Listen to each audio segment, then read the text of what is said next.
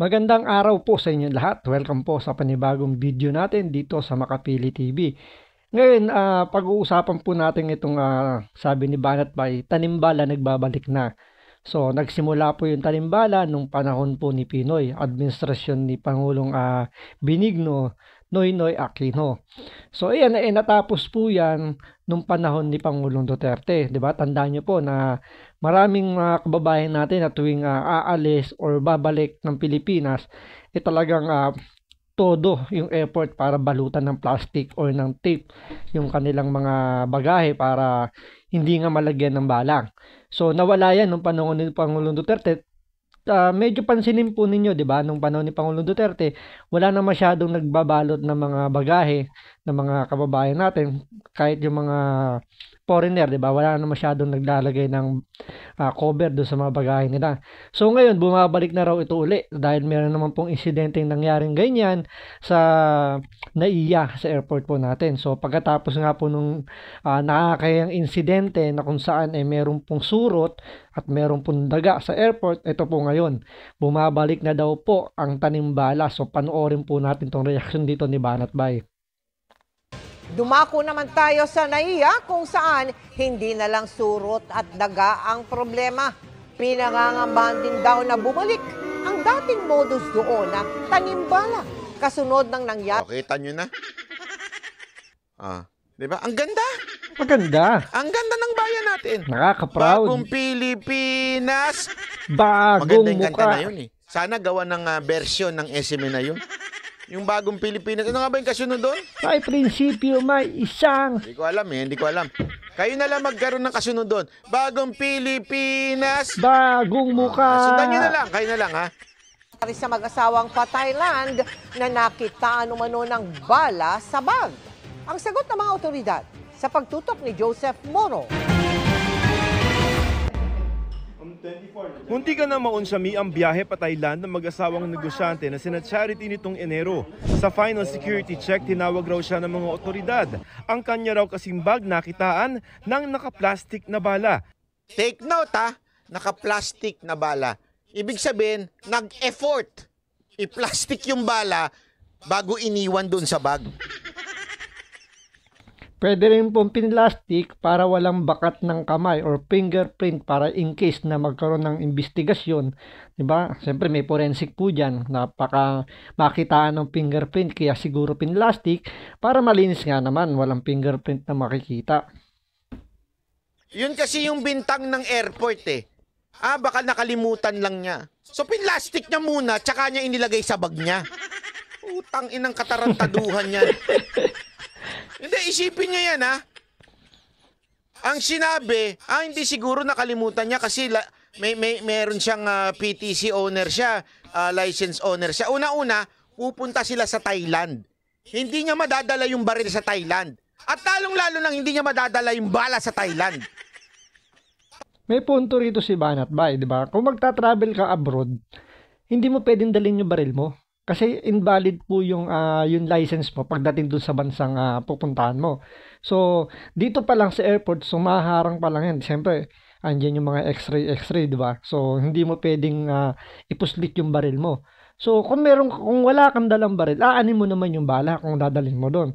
Di ba? Alam mo naman na bawal yan. Siyempre, negosyante. So, ibig sabihin to, may alam to. Knowledgeable siya kung ano yung mga hindi dapat dalhin. So, bakit siya magdadala ng bala? Buti sana kung ito walang diskriminasyon. Buti sana kung ito pupunta ng ibang bansa para magtrabaho. Alam niyo naman, yung mga kababayan nating mga taga-probinsya na naniniwala sa mga anting-anting daw, mga ganyan. So, nagbabaan daw ng bala. Sabi nila, di umano, nung nakaraang administrasyong Noynoy. So, yun daw yung pinaka-rason daw bakit naglalagay daw sila ng bala sa mga bagay nila is anting-anting daw. So, ito, negosyante po ito. So, ito, may mga aral po ito, may mga alam po nila kung ano yung mga hindi dapat dalhin kapag sasakay ng airport. So, kaya nga hindi niya dinala yung baril niya dahil alam niya pwedeng maharang sila. So, bakit siya magdadala ng bala? 'Di ba? Although siguro nakita nga ng taga-airport police na meron siyang ID ng permit niya to carry na kanyang baril, eh baka siguro naisip, may PTC, may baril to. So pwede to mataniman, baka sakaling alam niyo, mahut-hutan, ma-extort ng pera or yung alam niyo makipag-areglo. So siyempre, instant pera po 'yan. Sasabihan ninyo, hindi kasi may-ari siya ng baril, kaya siguro may bala siya. Tapos ipinlastik pa. Anong katarantaduhan yun? Itinanggi ni Charity na sa kanya ang bala. Pinakitaan niya rin ng mga otoridad ng lisensya ng kanyang baril na mabuti ay dala niya noon. Magkaiba po yung... Tandaan ninyo hindi niya dala yung baril, ang dala niya lisensya.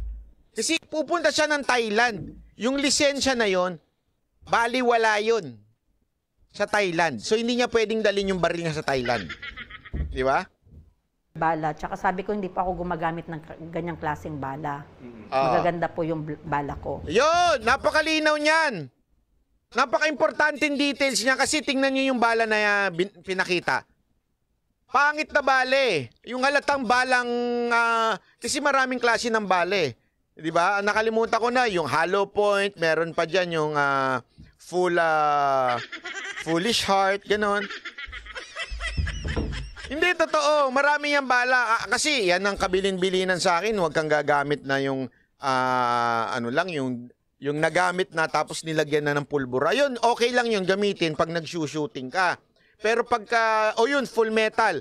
Dapat yan ang gagamitin mo na, full metal, di kaya yung merong, na pumuputok. Yung, hindi siya, pag tumama siya, hindi siya tumatalbog, sumasabog na siya. Kasi delikado yun Pag tumalbog, pwedeng tumama sa iba. Kaya yun ang ginagamit. Ito, bala pa ata ito ng paltik Tapos, malamang bala yun ng mga 22.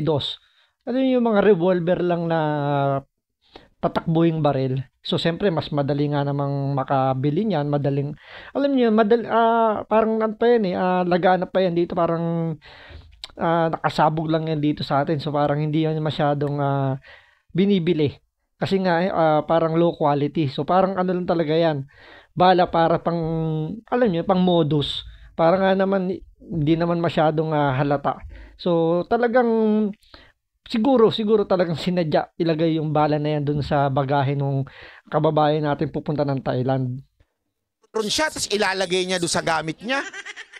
Tinawag raw siya ng mga otoridad. Ang kanya raw kasing bag nakitaan ng nakaplastik na bala. Itinanggi ni Charity na sa kanya ang bala. Pinakitaan niya rin ng mga otoridad ng lisensya ng kanyang baril na mabuti ay dala niya noon. Magkaiba po yung bala. Tsaka sabi ko, hindi pa ako gumagamit ng ganyang klaseng bala. Magaganda po yung magkaiba pa yung bala ng baril niya at saka yung bala, ha? bala ko. Randel Bunagan, bili mo nga ako niyang full metal. Tapos balikbayan box mo. Ha? Kasi ang mahal ng ang mahal ng dito. Na pumuputok kami. Wala lang, sabi niya, sige ma'am, wala namang problema, sabi niya. Pero may papirmahan lang daw sa akin to make it sure na cleared daw ako. Hinayagan naman sila mag-asawa na makasakay at wala rin kasong inihain sa kanila. Pero bago raw ang insidente, may napansin na siyang kakaiba sa airport na mag-withdraw siya ng pera. Dahil nagtatanong, naka-civilian sila. May bumabangga sa akin. Nilapitan ko yung asawa ko. Pagkatapos ng insidente, So may nangyari. May bumabangga.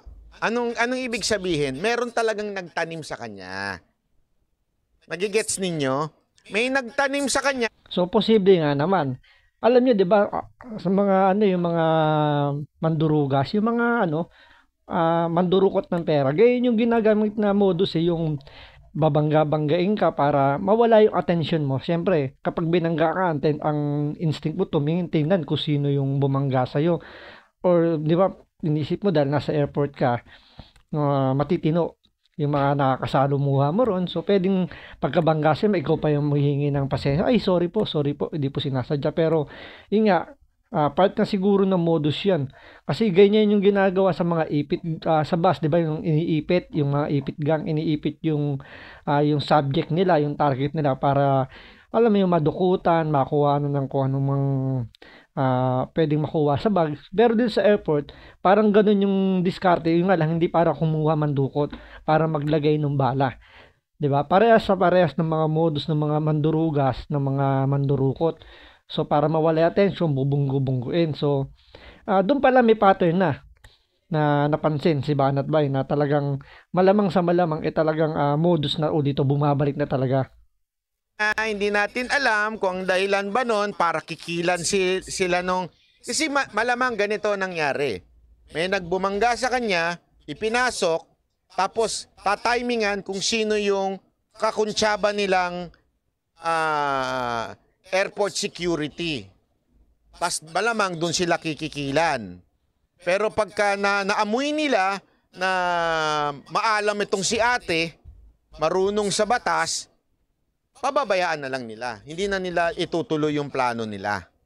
May punto rin si Banat Bay doon. Para nga naman siyempre hindi na mag-skandalo. Sasabihin na, sige po ma'am, okay na po, hindi na kami magsasampa ng kaso or clear na po kayo, pwede na kayong umalis.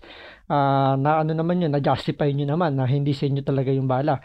So, doon pala makikita nyo na may di ba, na parang kung talagang paninindigan ng airport police na or airport security na talagang yung bala galing doon mismo doon sa kababayan natin. Pwede na insist yun, hindi po. Sa inyo po galing yan, meron po kami ebidensya na talagang sa inyo yung bala na yan, kailangan ko imbestigahan. Diba? Paninindigan nyo yun. So, since na pinakawalan siya, hindi nagsampa ng kaso whatever na pwedeng isampa, so, andun yung talaga, magdududa ka. Ibig sabihin, talagang minomodus ako ng mga to kasi maalam nga si madam. Sa batas, may alam siya. Siyempre, nakakuha nga siya ng baril. So, ibig sabihin, talagang knowledgeable na siya. So, talagang sabihin natin pumalag siya doon sa airport security, kaya ang ginawa siguro ng airport security, hindi na nag-skandalo o hindi na pinalaki yung issue para mawala kagad yung mga agam-agam nung kababayan natin itong si madam. Gets ninyo? Pero kasi pag umiral dyan yung yung nervyos mo, pag umiral dyan yung kaba mo, tapos para kang natataranta, dyan ka na pwedeng kikilan. Tama, mali? Usually nga ginagawa yan sa mga Hapon Alam niyo yon yung panahon noon na... Tsaka di ba yung mga kababayan nating magtatrabaho or magaling probinsya na magta-travel abroad, siyempre, alam nila wala silang dalang bala. Tapos bilang nakitaan, andun yung maninervous siya. Siyempre, ayaw nilang ma-offload sila, ayaw nilang magkaroon ng aberya. So, andyan yung kagad, mauunahan sila na nervous, ng takot. Bigla nilang mababanggit na baka pwede gawa ng paraan po ito. Hindi sa amin, ano bang pwedeng gawin ng ganyan. So, naghihingi ng pwedeng gawin para matulungan sila na maklear yung bala na yun, makapag-travel sila. So, andun na yung, sige po, kami na pong bahala dyan. Ibitahan sa kabilang kwarto at doon nakakausapin na kung ano yung dapat gawin para, alam niyo yun, palabasin na, di ba? Ganyan yung ginawa sa mga foreigner, di ba? Nung sila mismo yung nahulihan, inaalok sila ng parang inihingan sila ng pera para i-clear na kagad sa makauwi. Kaya nga 'di ba, may pumalag na foreigner, I think taga Thailand 'yon, na pumalag siya na hindi kanya talaga yung item na 'yon. Napahiya yung mga airport police. Kaya nga nung panahon ni Pangulong Duterte, sinabi niya talagang matigas na sinabi niya, tatanggalin niya lahat ng trabahador doon sa NAIA kapag naulit-uli. So, nawala. So, dahil wala na nga si Pangulong Duterte, yan, nagbabalikan na po sila. Tanimbala? Pinost ni Charity ang video sa social media para magsilbing babala sa publiko. Sa tanong tuloy, balik na naman nga ba ang mga insidente ng tanimbala sa tingnan ninyo yung palusot ng airport mga airport. Ayon sa Office for Transportation Security, hindi raw. Tanimbala is a thing of the past. We can always present all available data and pictures plus video para mapasinungalingan namin yung sinasabi nila. Asan? Bigay nyo sa GMA para ibalita ng GMA Huwag puro ganon. Hindi, kasi baka puro ganun eh. O kung maganda siguro, sinabi nyo naman you can provide. O ayan yung email ko, send nyo sa akin. O, patas tayo dito eh. Patas tayo dito. Send nyo sa akin yung sinasabi nyong ebidensya nyo na hindi bumalik yung balikbala. At talagang galing sa kanya yon. At wala siyang bumangga sa kanya, walang nagtanim sa kanya. O, email nyo dyan. O, ipi-play ko dito. Promise ko yan. Ayan, magandang deal yung ginawa ni Banat Bay dyan na ibigay nyo sa GMA7 yung sinasabi nyo, ebidensya nyo na talagang pinasisinungalingan nyo yung nangyaring tayumbala na yan. O i-email nyo rito kay Banat Bay yung ebidensya na yon, at ipi-play niya kung talagang meron kayo para siya mismo i-clear kayo na walang nangyayaring ganyan at talagang sinadya yung pagkakaroon ng tanimbala na yan. 'Di ba? So yan yung magandang ni Banat Bay rito, magandang deal sa inyo. Kasi mahirap nga naman yung sasabihin nyo lang na pasisinungalingan nyo lang na hindi naman talaga yan. Wala nang tanimbala, hindi na mauulit yan kasi nakaraan na yan, so hindi na yan pwedeng bumalik. So madaling sabihin ganun, yung ganung statement para lang mapagtakpan yung kapalpakan o yung pagbabalik ng modus na yan. So maganda yung sinabi dito ni Banat Bay, ibigay nyo yung ebidensya nyo.